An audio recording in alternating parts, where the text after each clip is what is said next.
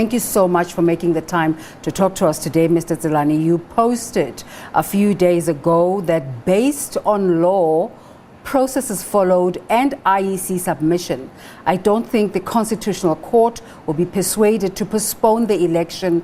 The implication of this is that the municipal election of the RSA will take place on the 27th of October 2021 as determined by the minister. Do you still hold this thought after listening to proceedings this morning? Because clearly there was a type of a misunderstanding as to whether what the IEC is asking for, and you're making that point as well in your post. Absolutely. I think what has actually been happening here at the Constitutional Court level clearly is I can say that to a certain extent is consistent with what I was actually raising in that tweet, in a sense that there are certain processes that the Electoral Commission should have followed, which it did not follow. One of those that have been really raised by all other justices is the issue of going to Parliament. I think the response of the Commission there has been incoherent. I don't think it was well thought through, and also for the fact that they've actually put it on their papers, that one of the reasons could have been that it was not going to be possible to get the necessary majority to pass the legislation. I think Justice Tselane tried to raise that particular issue with Mr. Trengrove. And I think it's an issue that is going to be of concern to the justices. I suspect that these are some of the reasons why it is going to be very, very difficult for the Electoral Commission to convince the Constitutional Court about the postponement. The issue you're raising about going to Parliament, which of course would require going through proper processes, but on July the 30th, the IEC went to Parliament, informed the Portfolio Committee on Home Affairs that it will be approaching the courts. This didn't suffice, you reckon? Absolutely, it did not suffice, because what basically Portfolio Committee was raising with the Commission was actually a risk of having to go to the Constitutional Court without having to go to Parliament about something that really resides in the realm of Parliament. And I think it is at that stage that the Commission should have realized that it was important for them to approach the Parliament and then see as to whether Parliament was going to be able to assist in terms of the amendment of Section 159 of the Constitution in order to allow for the postponement. I think that that step, unfortunately, it's a missing step, and it was an important step in an attempt to postpone the elections. Advocate Trengrove makes it clear that they're not requesting for an amendment of the Constitution, but of course that remains a conversation within this process. My colleague Natasha was talking to politicians just now, saying to them this process could take longer than the time that's required to get to an election. What sort of complexities are we dealing with here, should that be the case, the conversation of amending the Constitution? I think that point was made quite clear by Justice Tselane in responding to the submission of the Commission, to say, even though the Commission is not saying that the Constitution must be changed, the import of the action that they've actually taken is basically to deal with Section 159. And to deal with Section 159 means you are amending the Constitution in one way or another. So I think the Constitutional Court is very, very careful that it does not want to be seen to be doing the work of Parliament, and the issue of jurisdiction and the fact that, separation of powers, they don't want to be moving in the direction that would basically trample on the functions of other organs of state. As a former Deputy Chief Justice, one would imagine that Justice Dikgang Moseneke has a sufficient understanding of both the electoral law and how the Constitution engages with the process of elections. With this in mind, do you want to take us through what he could have been thinking when he decided to go this route in his report?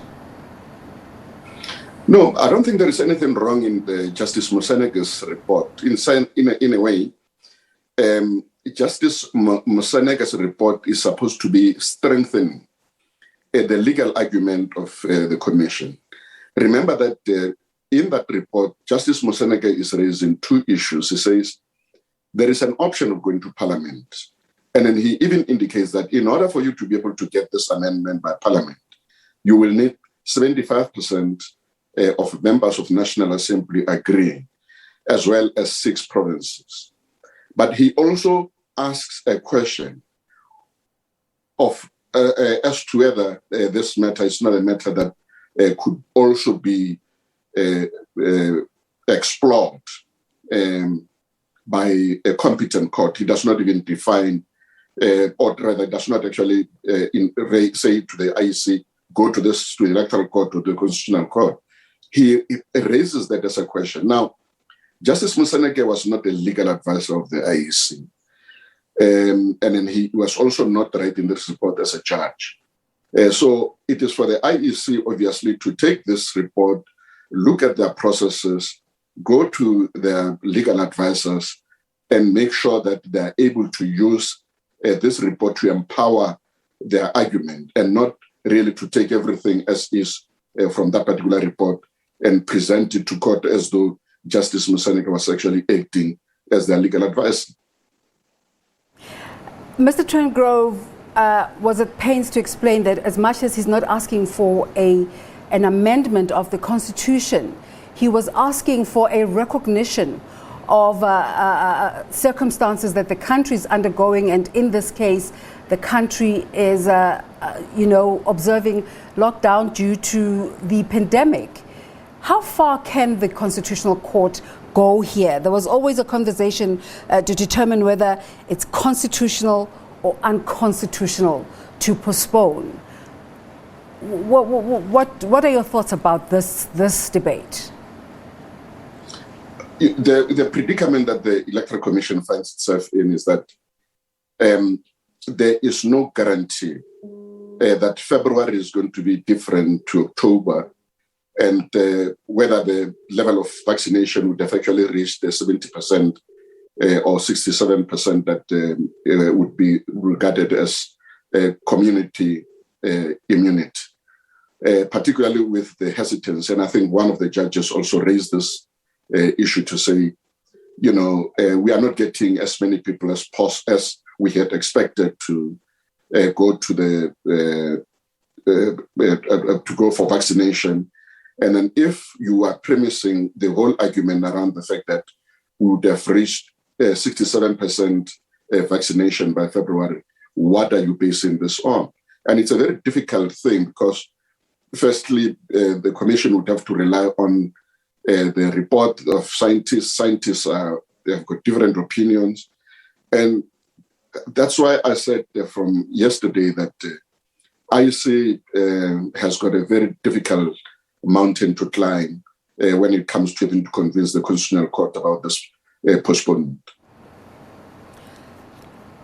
So, as things stand, what's your summation? What do you think is the next? What's the way forward? I've got a very strong suspicion that the Constitutional Court is not going to agree to the postponement.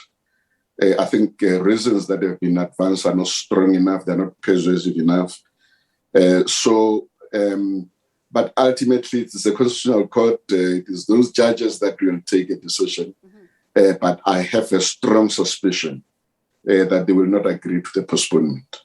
Mr. Trengrove was saying that whatever decision comes out of this process will have not only legal implications but political implications.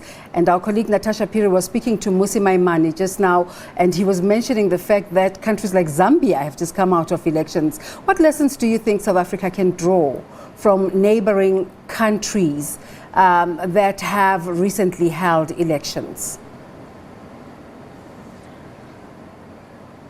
Well, in terms of protocols, I think the Electoral Commission has really put in place a sufficient mechanism to be able to manage the elections under COVID conditions.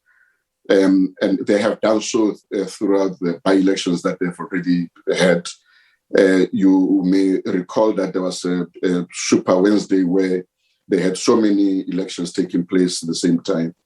And on the basis of the preparations that they've already made, I think it is possible for them to still proceed with the elections if the Constitutional Court does not agree to the postponement.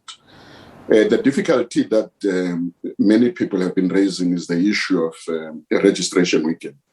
Even though it is not a legal requirement to have a general registration ahead of each and every election, but it is important to have as many people as possible registered to participate in the elections.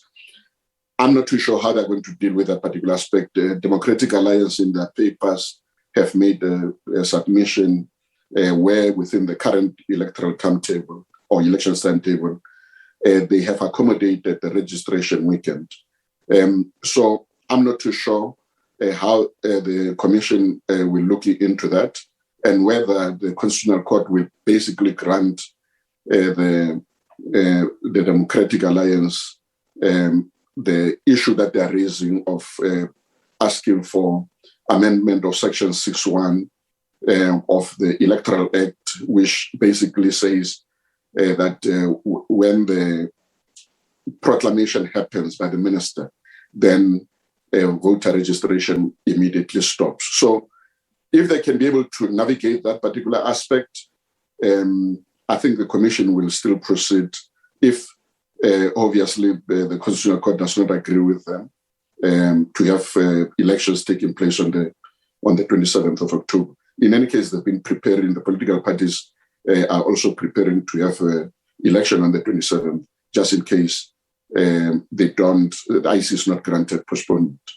Terry Tselane is the Executive Chairperson of the Institute of Election Management Services in Africa, IEMSA, and former Vice Chairperson of the IEC. We thank you very much for your time today, but let's just take a look at the tweets that have come through in relation to the question we asked. As a South African, when would you like to vote? October this year or early next year? And please tell us why. Quite a few comments have come through. Let's take a look at some of them. Mbonseni Stuart Mkono saying any time is fine for this voting because these parties are only doing it for themselves. They don't care about service delivery. All they're good at is protecting each other while doing corruption and forgetting about those who put them in power. Galet Mulobela says, good morning. This year, October, I want to vote. And if our South African Parliament can hold election like they did for Assembly Speaker, why not hold elections come October? Just pure politics. Our government is slow thinking on the matter, and COVID-19 still is next year. Well, I suppose they mean it will still be here. And Concord Magate saying elections should be done next year. There's less than 300 parliamentarians who want elections to take place in October. They took the whole day to elect a speaker because of COVID-19 protocols. How long do they think we will take to elect 4,000 ward councillors? By Bayapotlayaz. And Jane Annie Jeffrey saying definitely October. Other countries have held elections despite the COVID-19. Why should we be any different? COVID-19 will still be here in February, so we'll have to postpone again in February.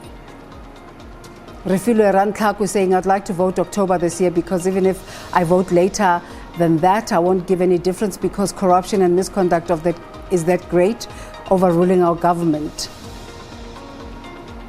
Sam saying in October, delaying elections will set a precedent and give the ANC the power to delay whatever it likes in the future. Zweli Ngane says October or February, what's the difference? They say the proposed postponement of elections is due to COVID-19, but who said there would be no COVID-19 in February? And Khalalelo saying October because I don't see why not, since there's already gatherings outside our courts. We see some marching in numbers, so it seems we're ready for elections.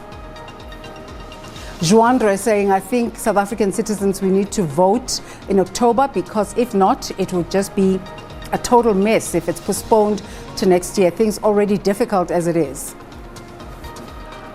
So an overwhelming number of people going for October. I'm just going to read one as well from John Grobler saying, in my humble opinion, an election should be held as soon as possible. Events of the last few months are a clear indication that on the ground, there's a dire need for it to be held.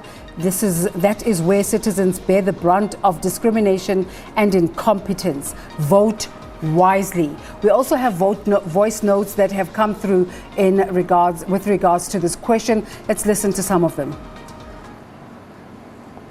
We want to vote now because a term of the councillors is almost finished a long time ago, on the 3rd of August. So to say to us we must vote on next year on February, it doesn't make any sense. Hi, my name is Joe, the leader of the Movement for African Convention. Yes, of course, as a South African, I would prefer elections be postponed for February 2022. We are risking with the lives of our people, and the political parties, particularly the small political parties, they will be seriously disadvantaged if their election will proceed in October 27, 2021. We did not have enough time to campaign. South Africans are still scared to go to polls. So I prefer that the election be postponed for the February 2022 so that we have enough time for campaigns, we have enough time for to do the actual political work. And South Africans shall have been vaccinated. At least 70% of population shall have been vaccinated. They shall not be fair. But if elections will proceed now, believe in me, they shall not be free and fair. Thank you.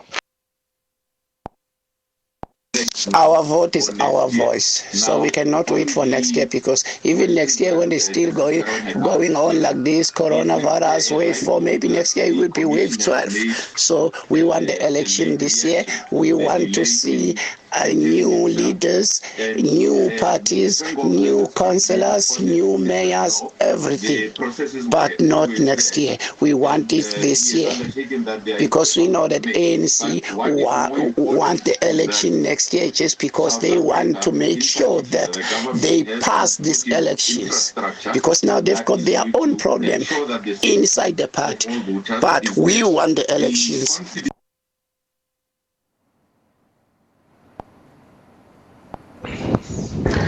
Good day. This is Tamsanga speaking, Manene from Velcom in the Free State. As for me, I think we should go to the vote this year in October. We are ready. We want to vote. We are sick and tired of not receiving services. Something must be done. We are ready to vote. Hi. According to my belief, I think this year, this October election will not be free and fair, because the world was strictly locked down, on and off. Political parties did not have the time to campaign. So I don't think this will be good if the election will be taken this year. It's better next year. Well, one of the callers there, John, making the point that Advocate Trengrove was making, that smaller political parties will be disadvantaged if the election is not postponed. But just based on the calls and the tweets and the voice messages, seemingly South Africans want to go to the polls. I'm just going to read here one from Sirangata saying, Judge Tselane was correct in asking who says conditions won't be worse in October. If we can stand in a queue at banks and supermarkets, then we can vote in October. You're watching The Agenda.